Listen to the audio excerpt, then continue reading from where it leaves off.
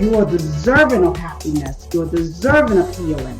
You are deserving of joy. Whatever your dream is, whatever your passion is, work towards it. And put God first. God has to be in your life. I wanted to use the skills and the training, hopefully, to advocate on behalf of the community. I'm able to say that on Chop It Up. Be prepared to keep it real. Hello and welcome to the Chop It Up podcast, the show that's unfiltered and unapologetic.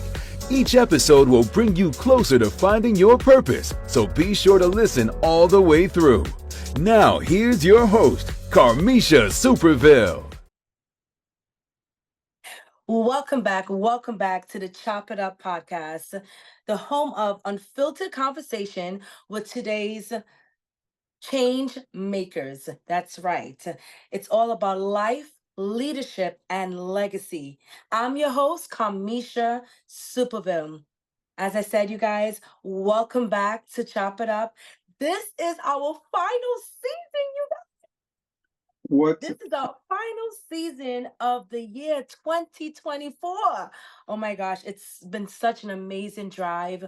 It's been an amazing ride with you guys. Thank you so much for supporting this incredible podcast, and thank you for listening to us and all that good stuff. So, guys, I had to bring you a juicy final episode. Y'all know I love y'all deep. So I had to go into the archives and bring you guys an amazing guest. And I'm just so honored to have him on this episode. So tonight we will be speaking with reggae superstar and entrepreneur, Mr. Easy. You guys, I think this is the first time we have a reggae superstar on our line. So Wow. before we get there, before we introduce him, y'all know I gotta read you his bio. Mr. Easy is also known as Ian Dyer. He's a legendary reggae and dancehall artist. His love for music blossomed over the years and has allowed him to appear on the famous platform Showtime with the Apollo. That's right. After winning the competition at the Apollo, he was immediately signed to Quincy Jones, the late, great, legendary, rest in peace, Quincy Jones, label Qwest Records. Mr. Easy is a supportive son, a loving dad, a fearless youth advocate, and an innovative entrepreneur. Mr. Easy, welcome to Chop It Up. How are you? Da da da da. Yeah, Daniel Star. That feels so good. Yes. And just to know, just to see that this is your first reggae artist that's been on this platform. You know, I've always just amazed myself, just being appreciative, being someone that's always breaking barriers. You know, being the first one to do certain things that's of importance in life and in my career. So I appreciate you having me. And I liked when you mentioned about you know, the youths and everything, because when we met, you see what that I was involved in the youth movement that you guys have going on. So trust me, it gives me great pleasure to be here speaking with you, going into the end of 2024 and entering into 2025. So trust me, it's a pleasure, and I appreciate you just inviting me onto your platform. Man, listen, thank you so much. The vibes is reciprocated. I want to thank you for being such an amazing guest, very seamless, very professional, and just being a beautiful person. It's not every day you meet people that are of their word and they say they're going to do something and they do it and they follow through. So I just want to thank you so much for your time. Yes, thank you so much. I mean, as I said to you here, me loving kids so much, I mean, that's my weakness. So you invite me to celebrate the achievement that you guys have done over the years with these kids. It's been I drove home just thinking about it and how amazing it was, and now I'm so happy to have been a part of it, and I'm looking forward to being a part of it in the near future. You know, whenever you guys are doing anything, please just invite me. Once once it's open, once the time is there, and you know, I'm ready to go. You know, so see you guys have talent as well. You guys have beautiful singers, upcoming singers that the future is definitely there. It's destined for them to be someone of importance when it comes to music. Because I see that talent. So you know, I definitely give you guys love for nurturing these talents that we will be seeing in the near future. Trust me, Yes. never underestimate the youths, because it's their world. I always say it's their world. I'm just existing in it, you know. Yes. Yes, so definitely, I give. Absolutely. No, I appreciate you. And for those listeners, because they need to know the backstory. So for the listeners who don't know, Mr. Easy's referencing, we just met, him and I, we met at a gala here in New York City. I believe it was in Queens. And Yes, it was a gala organized by an amazing organization that actually has a little bit of Jamaican background. The founder, that is one of the co-founders, Ada Youth. Ada Youth and Alexander Yes. This is their annual gala. I think it was their 10th annual Diamond Gala in Queens, New York. And Mr. Easy and I, we chopped it up. We had a really good time. He performed. We're going to talk about all that in a minute, but he performed and he really provided a platform for the young people, you know, to see a reggae artist, successor reggae artist. So that's what he's talking about for the listeners. You know, we got to give them a little backstory, child. definitely. Yeah. Yes. So, Mr. Easy, listen, let's get to it because, you know, I could talk to you all night, but I definitely want us to, you know, talk about your legacy and your Yes. life journey and all that good stuff. Before we go there, happy holidays. Same to you and your family. And thank you. Thank you. And so we are in the festive season, hence my background. I did all this for you. Okay. Do you like it? Appreciate that. I appreciate that. You have me prepared for the weeks to come leading up to Christmas. Yes, absolutely. Now your background looks a little bit different. Where are you right now? Because you look a little different. I'm in my workplace, you know, I'm in the workplace, but I made sure that even though I'm in the workplace, I made sure I stopped what I was doing just to make sure that we can accommodate each other. So definitely, this is where I like to spend my time. So, and I want the people to see this is the background. This is the studio board right here. This is where we make music. So I don't think I couldn't have been in a better place than where I am right now speaking. Absolutely. Absolutely. And I know we were talking a little offline. You're actually overseas. You're in one of my favorite countries. What country is that? I'm in Jamaica. I'm in Kingston. Wagwan, Wagwan. We know the capital, you know. We know the capital, Kingston, capital, Kingston. Yes. I want to ask you, how is Jamaica in the holiday season, especially Christmas and so forth? What's the vibes like? It's a beautiful thing. I'd love everyone, if you can, to experience Christmas in the Caribbean, not just Jamaica, but in the Caribbean. Because I've spent Christmas in many Caribbean countries, especially performing in this festive season. We get to work a lot in the festive. So it's not about gifts alone. It's about the food. It's about just being people, seeing people enjoy themselves, the music, you know, the vibe. Just that's the vibe, you know. Because we where you and I live and where we grew up, you know, it's mostly about opening the presents. Because it's cold outside, we open the presents, and we talk and we pray and we do everything. But you know, here in Jamaica, we are outside all the time, you know, just outside. As we'd say, outside, just enjoying the outside and the Christmas trees and the cars going by, the horns blowing, seeing people in the streets just chopping, and the sound system set up on the street corners, you know. So it's just a nice vibe. I'm definitely happy just to be here because I haven't been in Jamaica for Christmas celebration in a long time, for years. I'm Wow. in somewhere, understood, you know, out somewhere. So I'm happy to be here. We'll be happy to have you and thank you. And certainly I'll definitely visit during the holidays. All right. So before we get into your lustrous career, talk about the Mr. Easy childhood. What was your childhood like? Give us a short Oh, version. What was your childhood like? my And kind childhood, Mhm. my childhood, trust me, I would relive it if I wouldn't change it for nothing. Being born in Kingston, Jamaica, being lived in the parish of Trelawney with my grandparents. Because let me tell you something, not like grandparents. Sometimes I even wished that my grandparents were alive to see what I've done and see what they what they have done, growing, nurturing me, bringing me up before I went to my mother, and just to say, tell them thanks, and be able to repay them for what they have done, because my grandmother is the one that taught me how to read, you know. And even though sometimes I was like, I don't want to, you know, she was like, make sure pound me and make sure. And now when I look into where I am now, I realize by me writing music and all this stuff, it wasn't for her doing all these things, I would have not, you know, been where I am. Because I would, you know, if you don't learn how to read and write, how you gonna write music?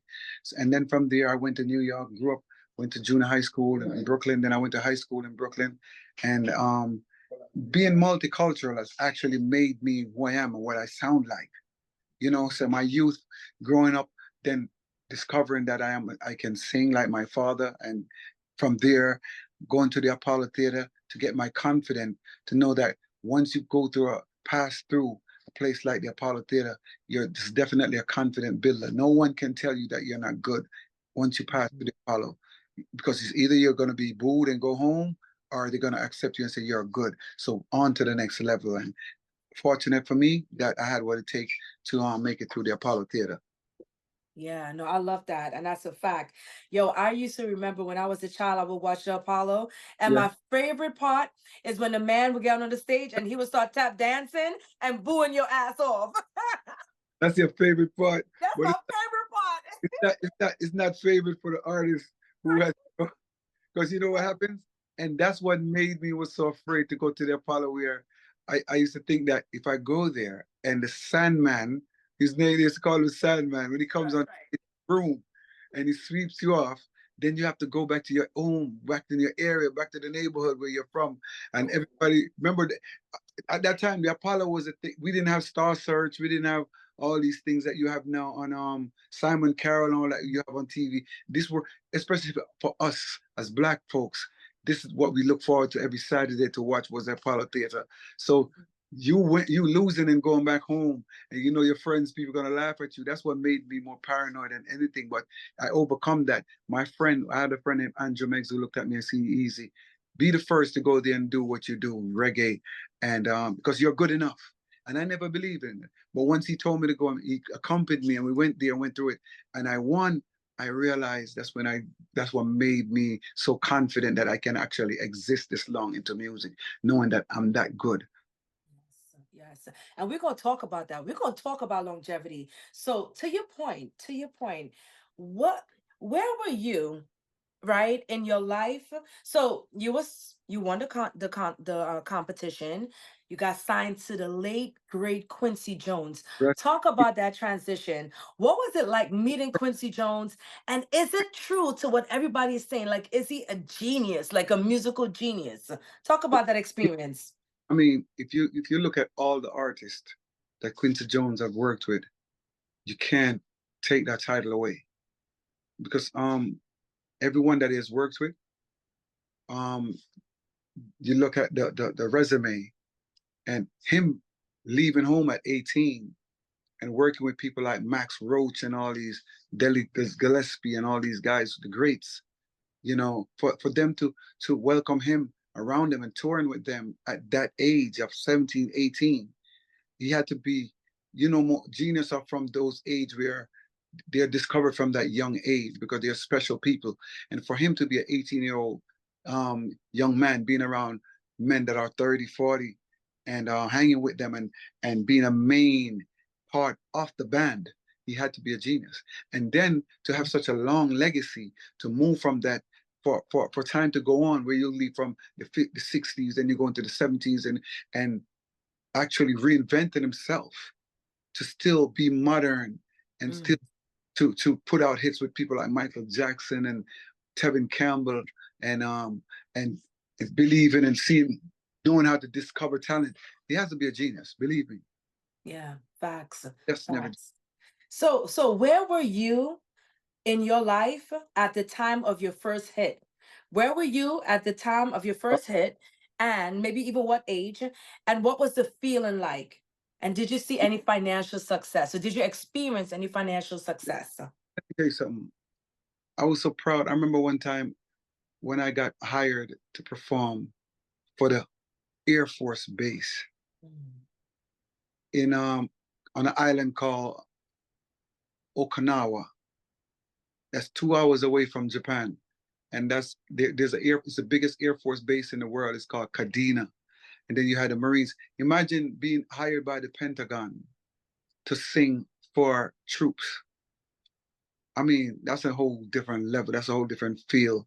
You know, being flown first class from New York straight to Japan, straight to this Air Force base. And when you're singing for colonels and generals, and then when you leave and you go home, you can't afford to pay down on a house. You know, What was like, that? How did that happen? You got to give us a little backstory. I mean, being hired and being paid well to perform for the Air Force. How did it happen? How Your did it? agent? How did it happen? How did that come to conceptualize? There was a lady. There was a guy that I know. He was a friend of mine, Dustin Hedelhertz, and he knew a lady who were managing Evander Holyfield at the time. So it was in Evander Holyfield manager who has so much link to the that's the job she does, and she heard my music and she decided, the way you sing this song that you have, you can perform in front of a crowd of mature, of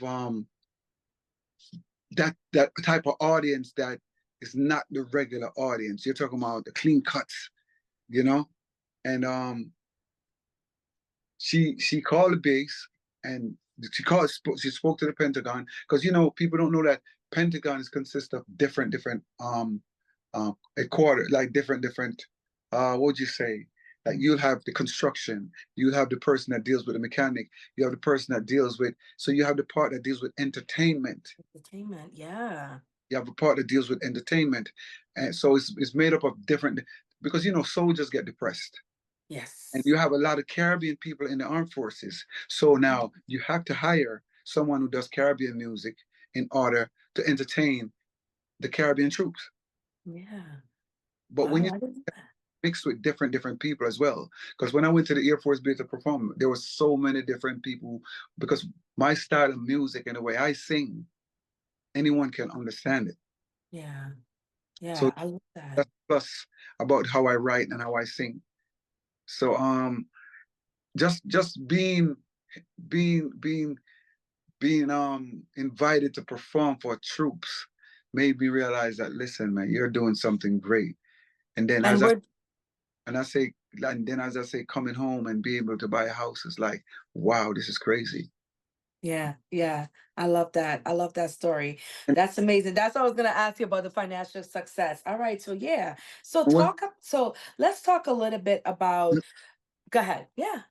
no, what I was going to say is that and I have to say thanks to my mother, who, my mother used to give me like $20 every week, every Wednesday, to take the train to go to the Apollo to perform. And I used to ask my mother, because I didn't have the confidence, I used to ask her if I could sing. And she looked at me and said, son, you could really sing. I would not tell my child to do something that I know 20 years from now, you're not able to provide, sustain and provide for yourself. So I would not mislead you. Why would I mislead my own child? So when she said that to me, I realized that if your mother can tell you, because that's your number one fan, believe me, she was my number one. She is my number one fan. And that's when I realized that, yeah, you're really that good, because if your mother is going to give you money every week to go and sing, and she never looked at me and said, go do something else. She have always supported me in everything that I love. So that's why even when I was with you guys, I explained to parents that, listen, some things takes longer to achieve. So once your kids are doing positive things, don't try to distract them and discourage them and tell them to do something else. Let them do, because there's nothing like doing what you love in your life. That's where you get your happiness. Yeah, no, I agree. I agree. And that is so true. I think it's so imperative for folks to hear that and to even reiterate that in terms of supporting your child, right? Supporting, having that community that really galvanize around a young person. Because remember, your upbringing, your childhood is really the foundation to everything, Yeah, that's you right. Yeah, know?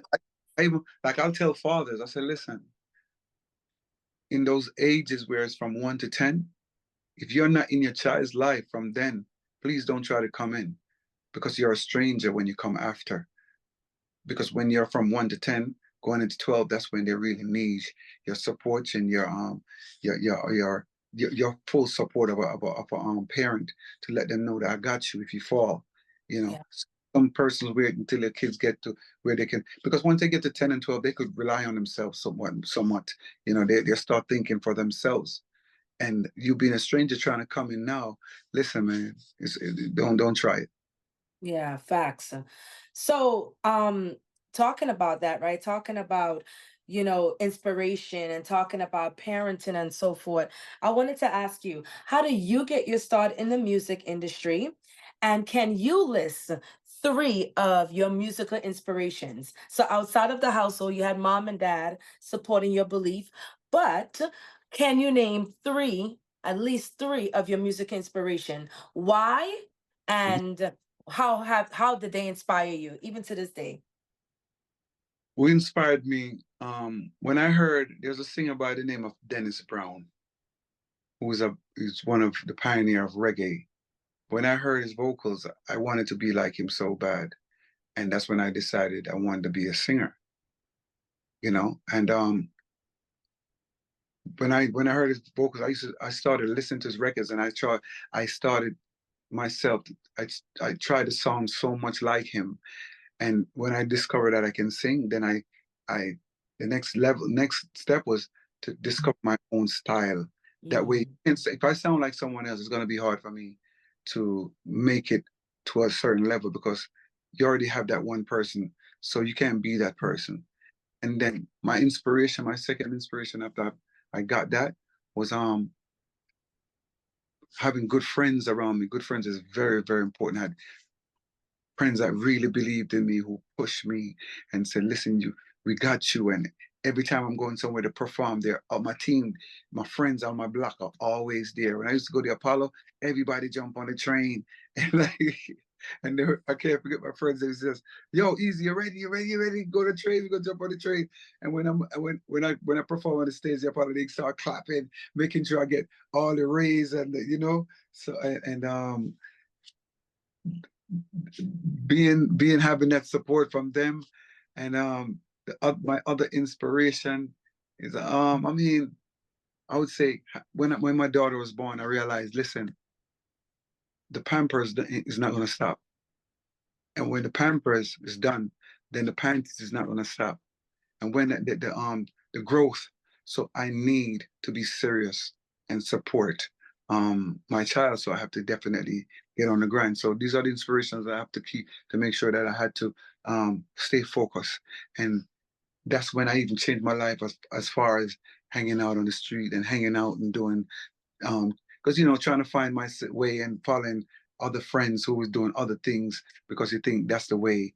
And we as kids growing up in Brooklyn, you don't want to listen to your parents, especially as boys. So my inspiration is, my third inspiration, I would say, when I had my eldest child, who was Iana, and she has the same name as me. You know, I'm Ian, Iana. That's how much she changed my life. I I love that. remember I have a song that's called, people can go and look at on YouTube. It's called "Always Be There" by Mr. E. That song was written by me for my daughter. I love that. And yeah, you were saying that earlier that you write. So you write your own music as well. Yes, I write. And Nice. sometimes some people write, because sometimes I like to have a different vibe from other people. So if someone has a nice song that's coming from their thought, once it sounds good, I'll do it, because remember, we think differently. Yeah. Yeah. So your composition can definitely make a difference as well. Yeah, I love that. And I love those inspirations. Those are real life inspirations you gave. You gave situations, circumstances, and a Yeah. little bit of musical aspiration. Yes. So yeah, that's beautiful because you're right. Circumstances will change how you show up for yourself and for your family. So Yes. absolutely.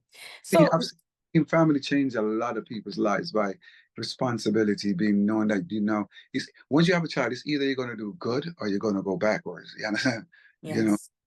I choose to not listen, I have to support. Yeah. So I wanted to ask you, what is your response to the belief that reggae music has lost its integrity? What's your response to that? You know, somewhat. I mean, when I look at it, like, even to be honest with you, it's not on the level that it's been, and that's what we are here for, to try to get it back to that level.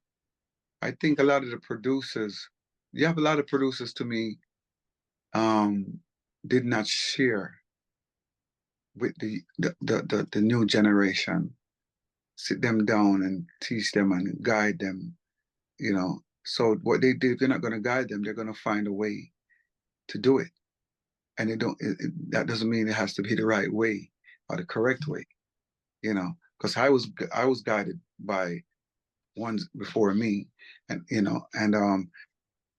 people who weren't afraid or feel threatened to actually teach me what they have learned, and they were open about it. And Barry Hammond taught me how to sing, helped me with my vocals, how to sing on those smooth reggae. You know, he sat me down, and when I'm recording with him, he used to be like, "No, no, don't do it. Do it like this. You don't have to rush it. Stay behind the rhythm." And so these guys are not getting that. And also, one of the reasons is because now I think the music is too accessible. Mm. Everyone feels like they're an artist. Everyone, because they have a computer. Everyone now is too. One time, like, you couldn't go to Quincy Jones if you're not talented. And there's no apology, there's no exception, and it's not a disrespect, and it's nothing personal when those guys tell you, no, I'm not going to work with you because I don't think you're up to par to do this. These guys are not going to pet and pamper you and tell you, yo, no. They'll tell you straight up that, listen, I don't think you have it. Probably you're cut out to be a manager. You could probably come out to be a road, probably you could be a drummer, keyboard. I think you're in the wrong lane, probably in the wrong lane. Try this. Because at the end of the day, it's good for you, than for you to waste all your life trying to be something that you're not, because you see everybody on camera, on video. You know, the reason why that I'm on camera, I'm on video, is because I'm passionate about it. I'm not just in it because you have more down than up in music. So for you to stay in it, when you're down for so many years, that means you really love this. For you to go through so much pain and so much struggle to stay with it when you can go and do something else that can actually, but it's not going to make you happy because this is what you were born to do. So the struggle is real. So you got to go through the struggle if you really love it. So when you come out on top, you appreciate it. Talk about it. I want us to talk about it. Talk about that downside. Even as you're talking, I'm thinking about Diddy, Puff Daddy, Sean Yeah. Combs, right? I'm thinking about Shine. Shine has a new documentary out Mhm. right now. And so many of those horror stories that we're hearing about the music industry. I want you to talk about it. What has been your dark hour? What has been those moments that I don't know if I want to do this anymore? Okay, so mankind is very, can I say evil? Yeah. Did you know when I first got my record deal with Quincy Jones label, the person that got me signed to that label, and because you see music in front of you, but you don't see behind it. That's why now it's called music business, because it's two different words. You have to separate both of them. So you go in it, and as a young kid, no one in your family is involved in music. No one in your family knows about music. So you go into this music blind, and all you want is your video and just singing the ladies, and you just want to, you're just fun, just having it. Not knowing that the person that's taking you there is scheming to take everything from you. I gotta let people know. And that's why now, with a person like me, I'm always there for kids to let them know, listen, I'm going to be straight with you. That's not good. Don't make that move. That's not right. Just wait. Because my first deal, imagine in 1990, you got a record deal for half $500,000 and you didn't see a dollar. In 1990, $500,000 is a lot of money. So I gotta I got a 200 and I'll never forget. I had a $290,000 recording budget, and I had a $200,000 publishing deal. That's almost $500,000, and I didn't see a dime of that because I didn't understand the music. And the person just stole it like nothing, and bought drop top Benz, and bought I'll never forget. And I'm seeing them, but I didn't understand. But that's when I realized. When I got into that, I realized how cruel people can be. Is that person still alive? You know what's so funny? He caught cancer 3 years after that and died. Was that person your manager? Like, give us a little context. What it was, I have to say, shout out to the Sutton family. Anyone who doesn't know the Sutton family, there's a great man by the name of Percy Sutton. He was the first one to own a black station in the US called WBLS. His name is Percy Sutton. He was also Tuskegee. He was one of the Tuskegee Airmen. Yeah, he was one of the Tuskegee Airmen. If you don't know who the Tuskegee Airmen are, please go ahead and read about them and research who they were and what they did in history. And he owned the Apollo. And he owned WBLS, which was our own black station in New York. And it's still here, but it's owned by Hot 97 now. And these guys were so, when they saw me, they were the one that was guiding me, but they put me with someone to help me. And the person was supposed to get back with them and let them know everything that's going on. But I'm not realizing what's going on, not understanding this old music game. You know, I just I'm from Jamaica, I'm from Brooklyn, not knowing the two side. And till when it's time, when I signed the deal, my lawyer told me, this guy took all your money.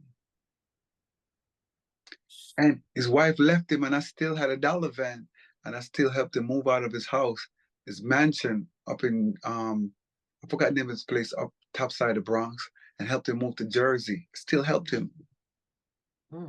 And his wife left him because I guess he picked someone up because he had money.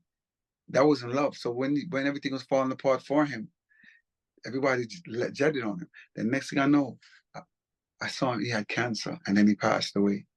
All of it was gone. He had a group called SWV. He was the first one to have SWV, but they got lucky and got away from him. And there was a singer by the name of Malaya as well. So, I mean, and that to show you how much I love music, because I got up after all of that and still kept moving. What is it?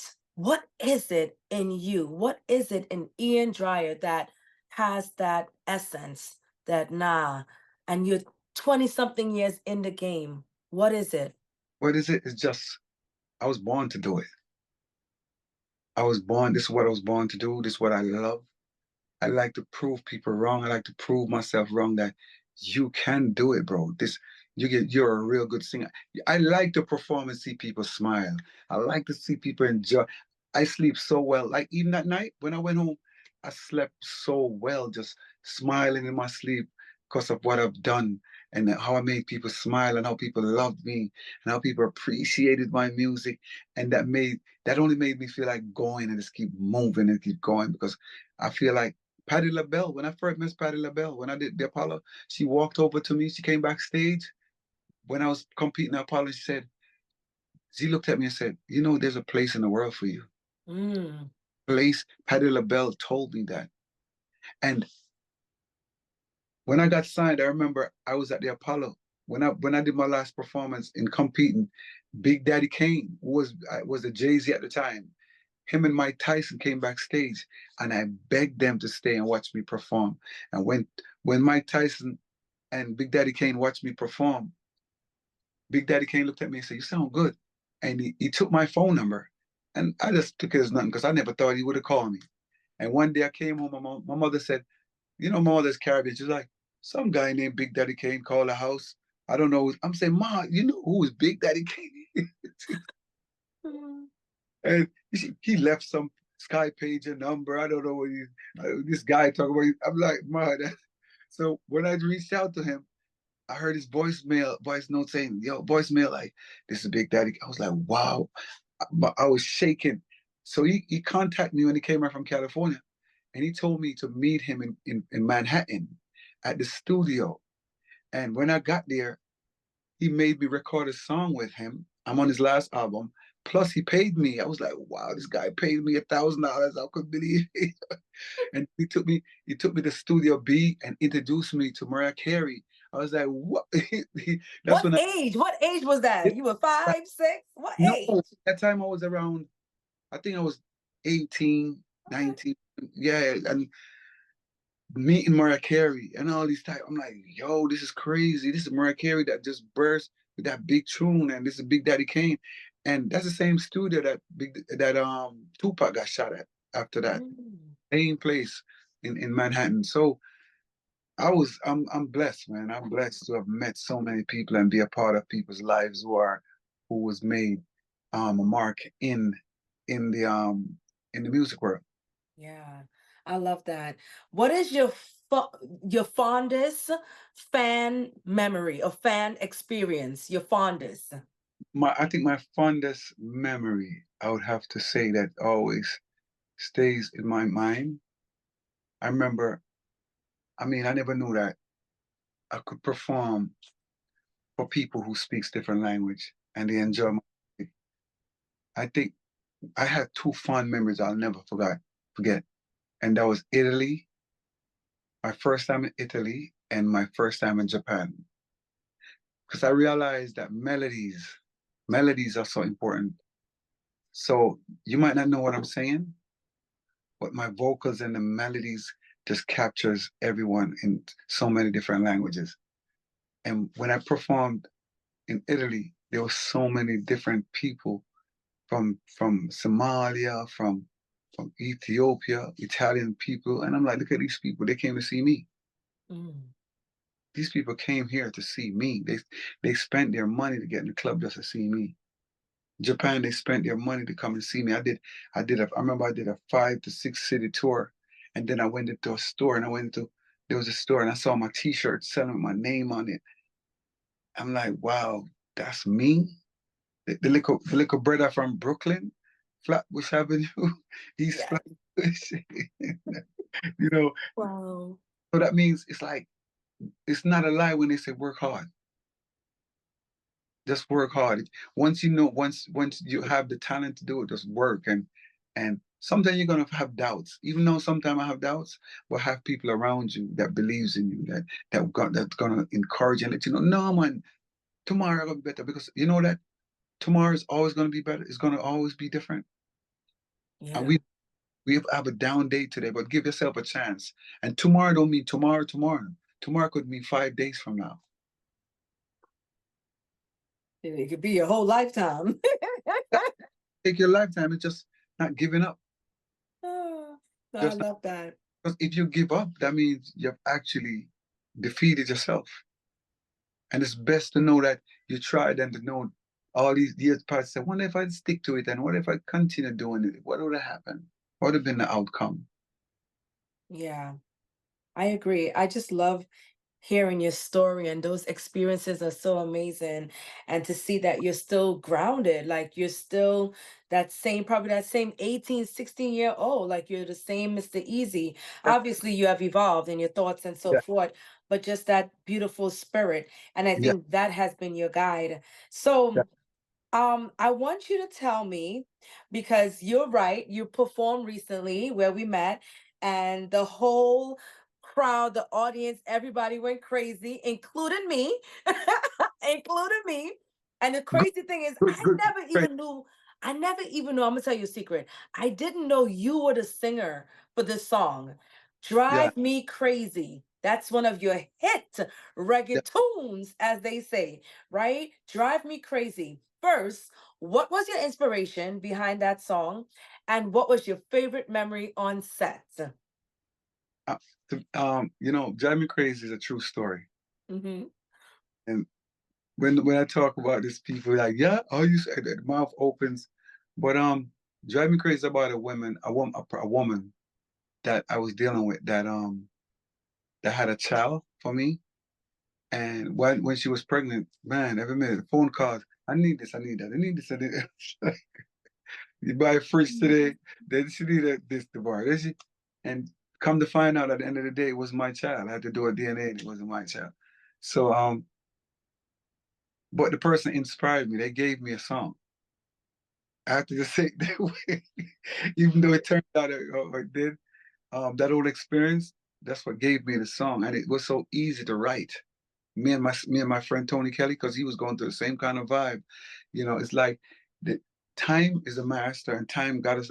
We were just on the right timing. We got together the right time, the right beat, the right everything, and we had the same kind of story. So it was so easy for us to put the pen to the paper and compose this record. And when you speak of truth, it comes across the best, better than anything. Because guess what?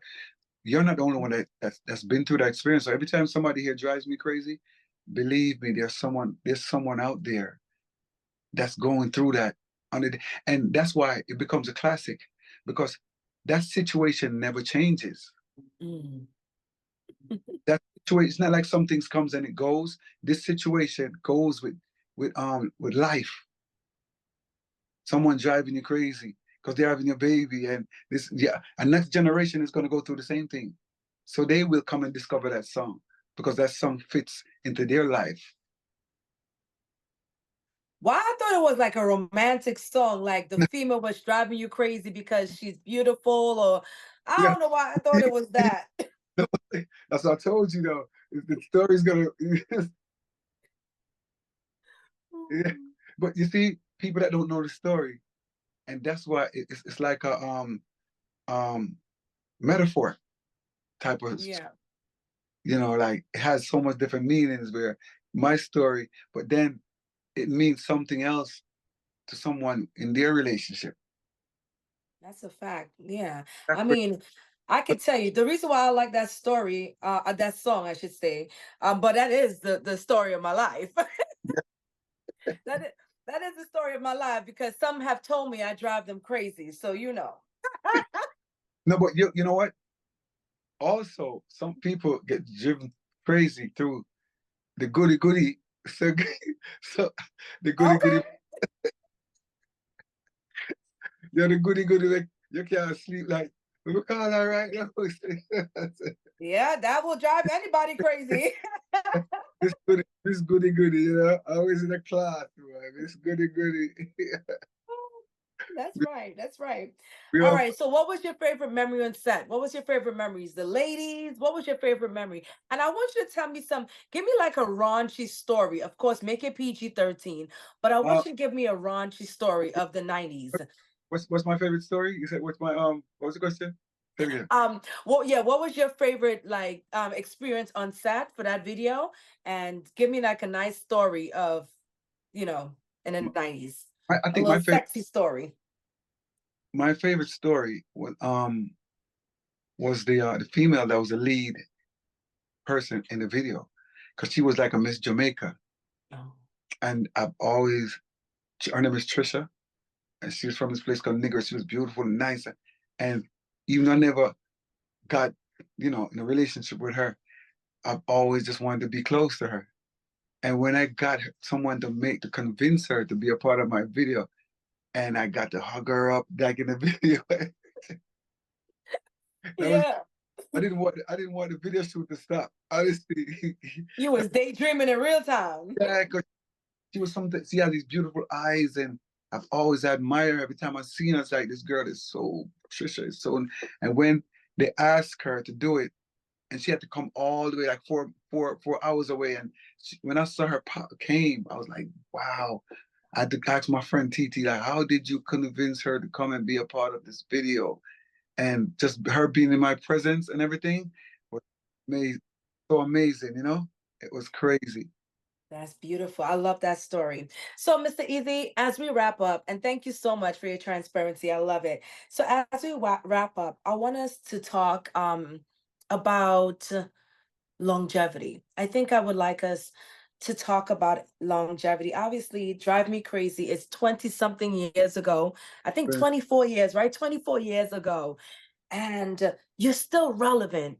You're Yeah. still here. You're still relevant. You have a dope music video out right Wow. now that you shot in Jamaica. Um, you're a businessman. Yeah. Talk about longevity as we close and as we walk into 2025. How does that look? I What mean, does that sound like?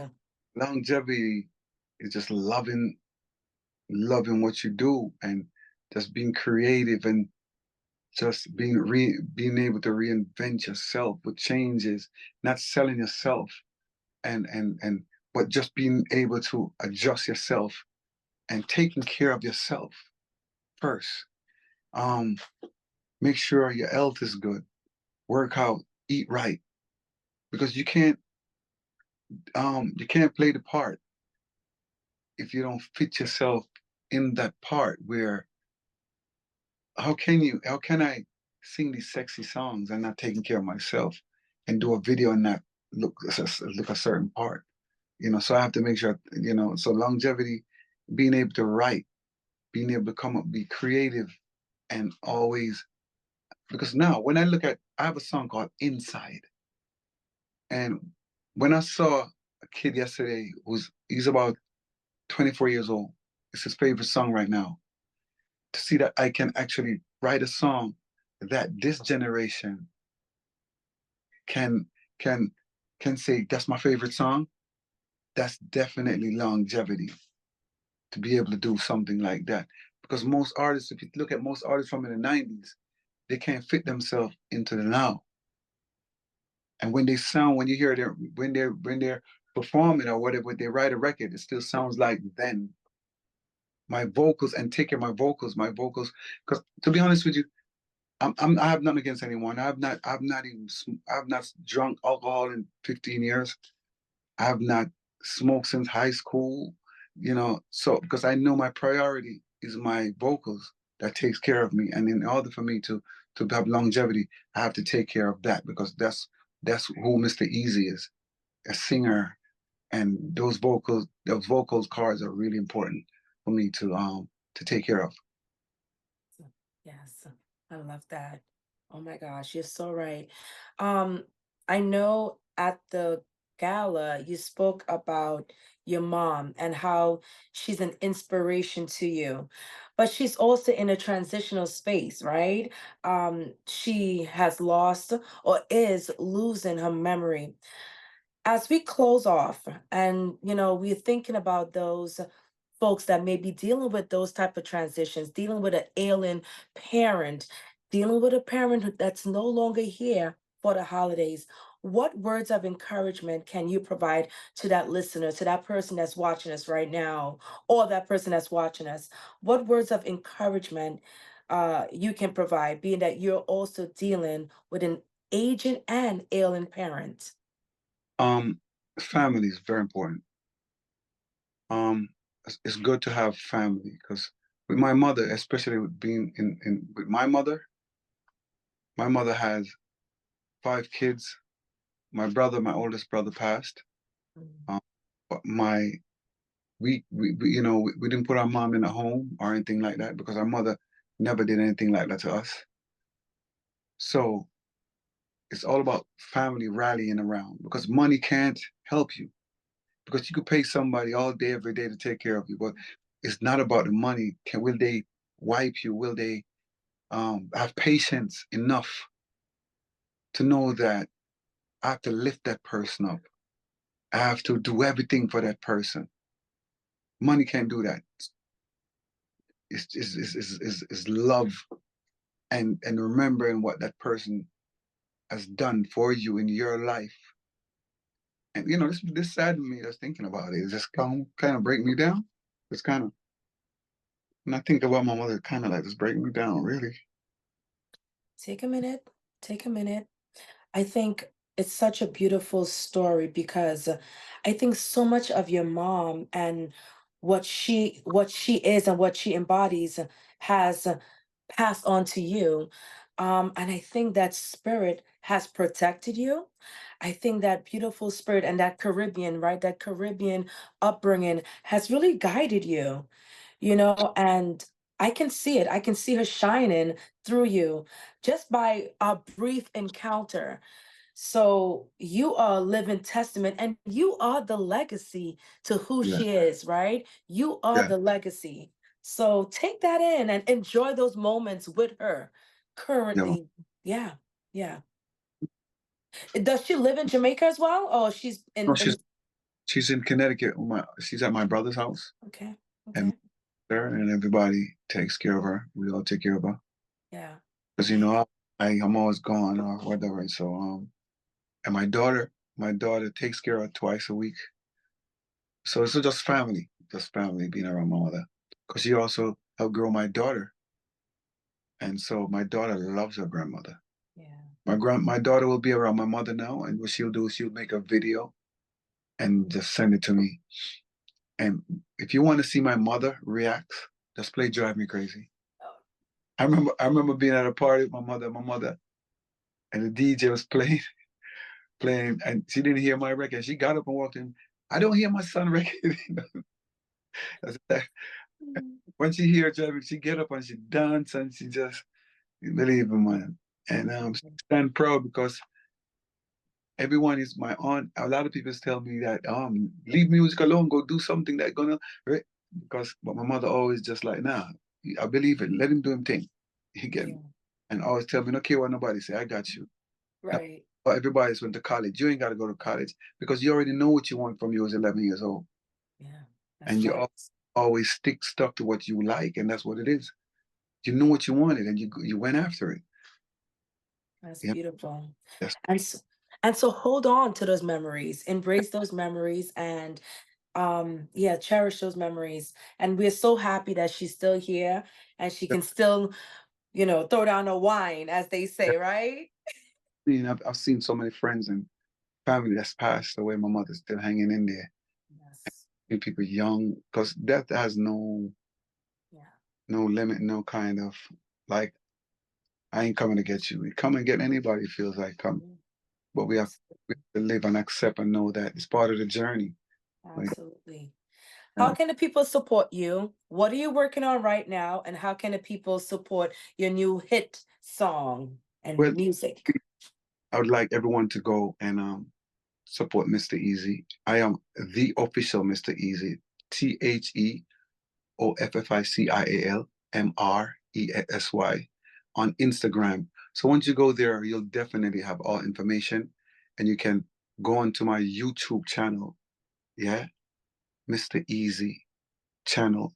And check out my video. Please like and share and subscribe and press that bell and share it with all your friends. It's called Inside and it's doing really well. People love the song. And please just go and support me. All right. Facts. Mr. Easy, it's an honor. It's a pleasure to chop it up with you. And thank you. Thank you for He drive me crazy on and on. Cause she's having my baby on and on. She wants me inside, deeper and deeper like Dunn's River. Whoa, nigga will point back to Ocherius. Whoa, on the white sand, nobody can see us. My name is Mr. Easy. Thank you so much for taking the time out. also known as Mr. Easy. I would say music icon. Yes. What if son, loving dad, and amazing human being. Thank you for chopping it Thank up with us. Happy Salute. holidays, happy New Year's as well, because it's coming soon. Definitely.